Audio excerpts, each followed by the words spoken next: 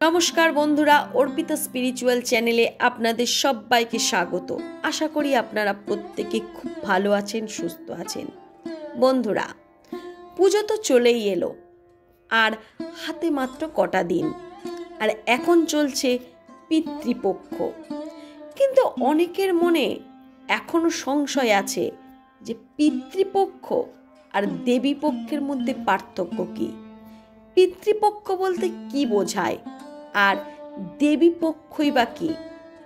তাহলে চলুন বন্ধুরা, আজকে আমি আমার এই ভিডিওতে পিতৃপক্ষ আর দেবী পক্ষের মধ্যে পার্থক্যটা জানিয়ে দেব।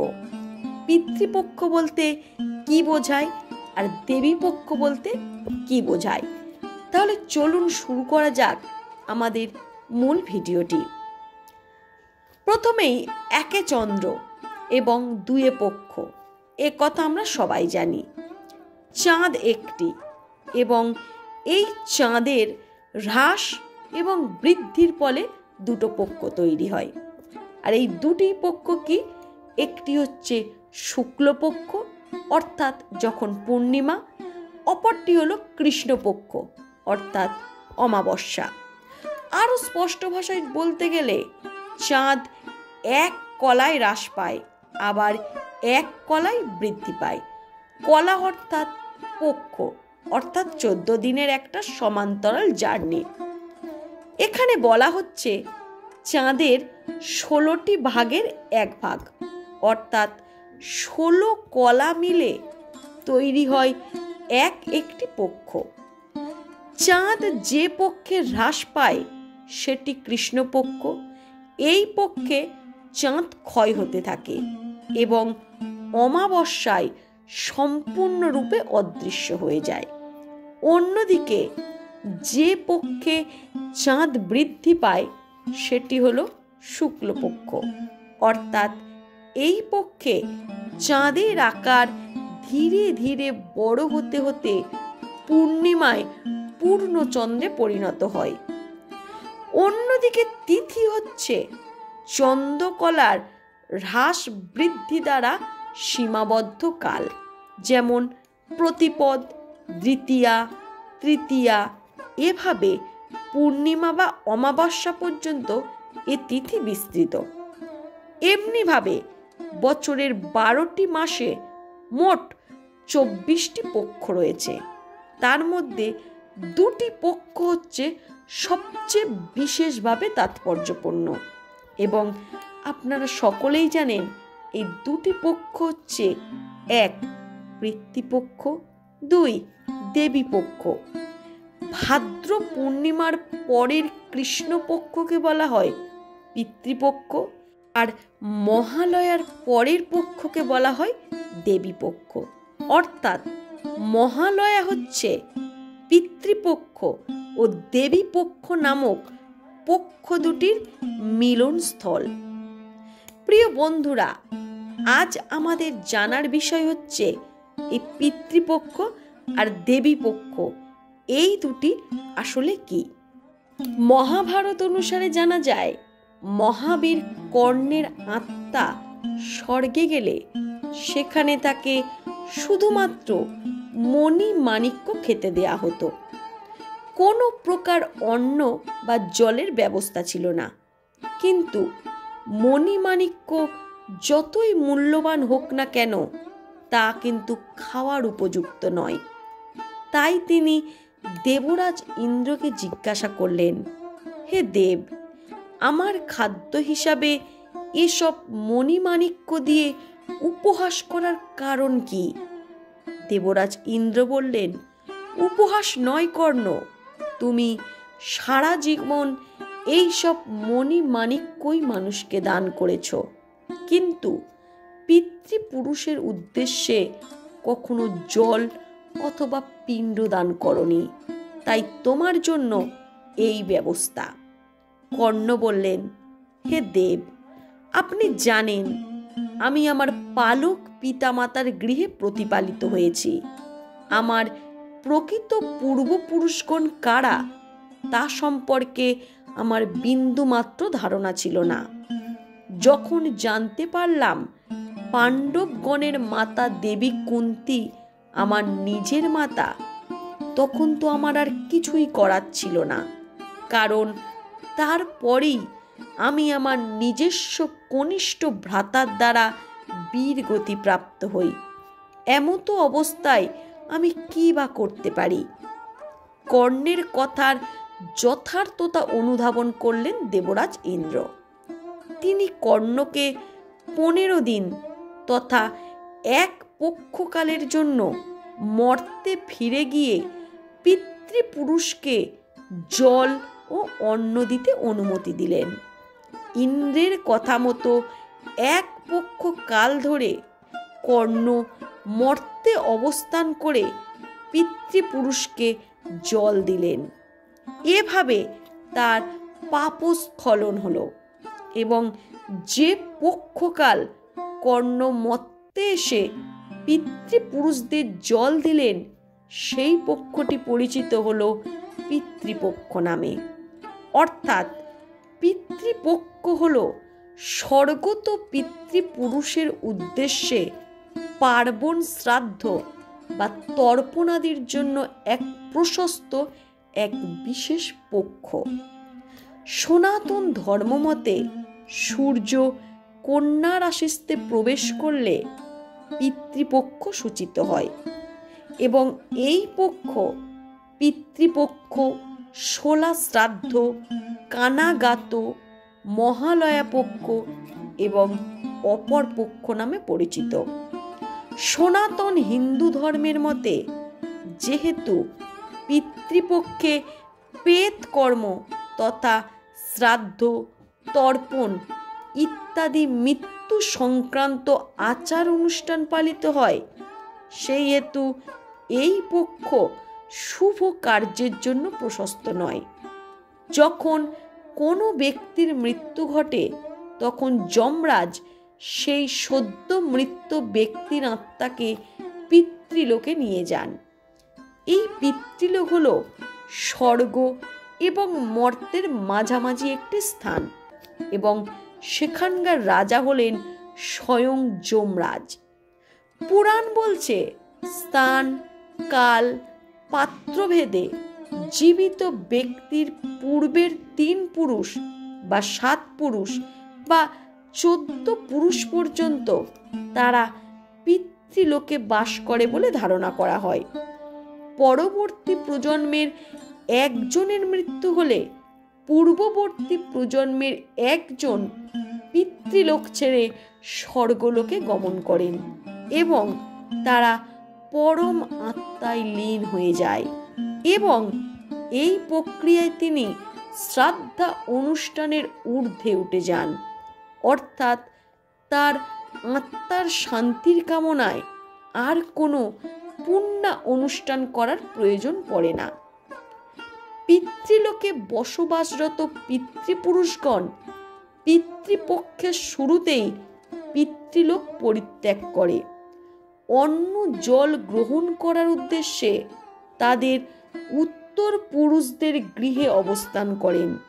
এই সময় তাদেরকে তৃপ্ত করার জন্য তিল, জল ইত্যাদি দান করা হয় এবং তাদের যাত্রাপথকে আলোকিত করার জন্য উল্কা দান করা হয়।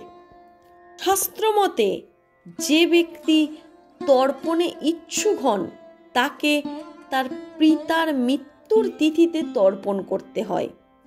পিতৃপক্ষে পুত্র কর্তৃক শ্রাদ্ধা অনুষ্ঠান হিন্দু ধর্মে অবশ্য করণীয় একটি অনুষ্ঠান। এই অনুষ্ঠানের ফলেই মৃতের আত্মা স্বর্গে প্রবেশাধিকার পান। এই প্রসঙ্গে গরুড় পুরাণ গ্রন্থে বলা হয়েছে, পুত্র বিনা মুক্তি নাই। ধর্মগ্রন্থে গৃহস্থদের দেব, ভূত ও অতিথিদের সঙ্গে পিতৃতর্পণের নির্দেশ দেওয়া হয়েছে এবং মার্কেন্ডেয় গ্রন্থে বলা হয়েছে, পিতৃগণ শ্রাদ্ধে তুষ্ট হলে স্বাস্থ্য, ধন, জ্ঞান ও দীর্ঘায়ু এবং পরিশেষে উত্তর পুরুষকে স্বর্গ ও মোক্ষ প্রদান করে। তবে বাৎসরিক শ্রাদ্ধানুষ্ঠানে যারা অপারগ তারা সর্বপিতৃ অমাবস্যা পালন করে পিতৃদায় থেকে মুক্ত হতে পারেন। এবার আলোচনা করব দেবীপক্ষ কি। পিতৃপক্ষ দেবীপক্ষ এই পক্ষ দুটির সরাসরি কোনো সম্পর্ক না থাকলেও অমাবস্যায় পিতৃপূজা সেরে পরের পক্ষে দেবী পূজায় প্রবৃত্ত হতে হয়। তাই দেবী পূজার পক্ষকে বলা হয় দেবীপক্ষ বা মাতৃপক্ষ। মহালয়া হচ্ছে পিতৃপক্ষের শেষ দিন এবং দেবীপক্ষের শুরুর পূর্ব দিন। পিতৃপক্ষে আত্মসংযম করে দেবীপক্ষে শক্তি সাধনায় প্রবেশ করতে হয়। দেবী শক্তির আদি শক্তি, তিনি সর্বভূতে বিরাজিত, তিনি মঙ্গলদায়িনী করুণাময়ী। সাধক সাধনা করে দেবীর বর লাভের জন্য, দেবীর মহান আলোয় প্রবেশ করার সুযোগ পান বলেই এই দিনটিকে বলা হয় মহালয়া। পুরাণ মতে এ দিনেই দেবী দুর্গা মর্ত্যলোকে আবির্ভূতা হন। এদিন অতি প্রত্যুষে চণ্ডীপাঠ করার রীতিও রয়েছে সনাতন সমাজে। মহালয়ার পর প্রতিপদ তিথি শুরু হয় এই দেবী আদ্যাশক্তির বন্দনা দিয়ে। বাঙালি সনাতন ধর্মাবলম্বীদের সবচেয়ে বড় ধর্মীয় উৎসব এই দেবী আদ্যশক্তির বন্দনা তথা শারদীয়া দুর্গাপূজা, যা দেবী সর্বভূতেষু মাতৃরূপেণ সংস্থিতা। নমস্তস্যৈ নমস্তস্যৈ নমস্তস্যৈ নমো নমঃ। শ্রী শ্রী চণ্ডীর এই শ্লোক উচ্চারণের মধ্যে দিয়ে অনুষ্ঠিত হয় শুভ মহালয়া। শাস্ত্রমতে দেবী দুর্গার আহ্বানই হল মহালয়া। এর মাধ্যমে মর্ত্যলোকে আমন্ত্রণ জানানো হয় দেবী দুর্গাকে। সূচনা হয় দেবী পক্ষের। সনাতন ধর্মের বহুবিধ তত্ত্বের মধ্যে মহালয়া তত্ত্ব সুগভীর যোগতাত্ত্বিক দর্শন তত্ত্ব। দেবী শক্তিকে পূজা করার জন্য, অর্থাৎ দেবী শক্তি আপন সাধনায় সঞ্চার করার জন্য সুগভীর তাৎপর্যপূর্ণ তিথি হচ্ছে মহালয়া। সাধক যখন কুণ্ডলিনী শক্তিকে মূলাধারে জাগ্রত করে ক্রমে ক্রমে বৃহৎ কূটস্থে প্রবেশ করেন, তখন তা মহাশক্তিতে পরিণত হয়। এই শক্তির সাহায্যে সাধক তখন মহিষাসুর বধ করতে পারেন। মহি অর্থাৎ ভূমিকে যে কামনা করে সে হচ্ছে মহিষ। যে পৃথিবীকে উগ্রভাবে ভোগ করতে চায় সেই ব্যক্তি হল মহিষ বা মহিষ বৃত্তি সম্পন্ন। উল্লেখ্য, মহিষ ক্রোধী জীব। ভোগ করতে না পারলে সে ক্রুদ্ধ হবে স্বাভাবিকভাবে। সাধকের কাজ হবে তখন বৃহৎ কূটস্থে বা মহতের আলয়ে বা মহালয়ে প্রবেশ করে জাগ্রতা দেবী শক্তির সাহায্যে সেই ভোগ প্রবৃত্তির রূপ মহিষাসুরকে পরাজিত করা। মহিষাসুরের সঙ্গে লড়াই করার যোগ্যতা সাধকের তখনই অর্জিত হবে যখন সে মহালয়াতে প্রবেশ করবে। তাই মহালয়া অমাবস্যার পরদিন থেকেই দেবীপক্ষে শুরু হয়। দেবীপক্ষ মানে অসুরের বিরুদ্ধে দেবীর সংগ্রামের পক্ষ এবং সংগ্রামে দেবীর জয়ের পক্ষ। এছাড়াও এই পক্ষকে দেবীপক্ষ বা মাতৃপক্ষ বলার আরও একটি উল্লেখযোগ্য কারণ আছে। যেহেতু মহালয়ার পরের প্রতিপাদ থেকে শুরু করে নবমী পর্যন্ত দেবী আদ্যশক্তি মহামায়া 9টি আলাদা আলাদা রূপে মর্তে পূজিত হন। ধারাবাহিকভাবে প্রতিপদে মাতা শৈলপুত্রী, দ্বিতীয়ায় মাতা ব্রহ্মচারিণী, তৃতীয়াতে মাতা চন্দ্রঘণ্টা, চতুর্থীতে মাতা কুষ্মাণ্ডা, পঞ্চমীতে মাতা স্কন্দমাতা, ষষ্ঠীতে মাতা কাত্যায়নী, সপ্তমীতে মাতা কালরাত্রি, অষ্টমীতে মাতা মহাগৌরী এবং নবমীতে মাতা সিদ্ধিদাত্রী রূপে পূজিত হন।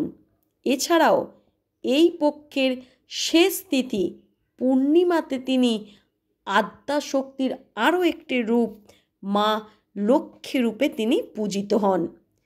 দেবী পক্ষের এই পূর্ণিমাকে বলা হয় কোজাগরী পূর্ণিমা।